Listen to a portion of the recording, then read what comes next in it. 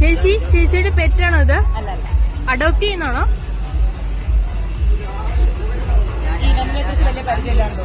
കണ്ടുപിടിച്ചിട്ട് വരും.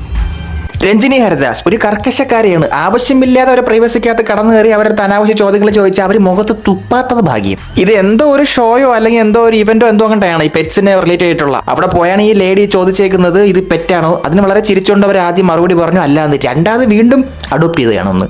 അവർ മുഖത്ത് തുപ്പാത്തത് ഭാഗ്യം. ആവശ്യമില്ലാത്ത ഒരു നമ്മൾ ഇവന്റിന്റെ ഒരു ഫംഗ്ഷനൊക്കെ പോകുമ്പോഴത്തേക്ക് നമ്മൾ അതിനെപ്പറ്റി ഒന്ന് മനസ്സിലാക്കിയിട്ട് ചെല്ലുന്നതായിരിക്കും നല്ലത്.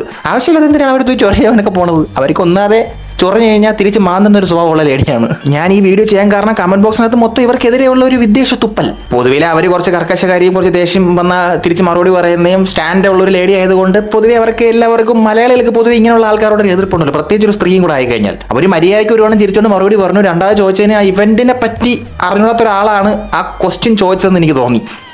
അപ്പോൾ ചിലപ്പോൾ അവരിങ്ങനെയൊക്കെ മറുപടി കൊടുക്കും. അവരെ കയ്യിലിരിപ്പിന് അവർ ചെയ്യാത്ത ഭാഗ്യം.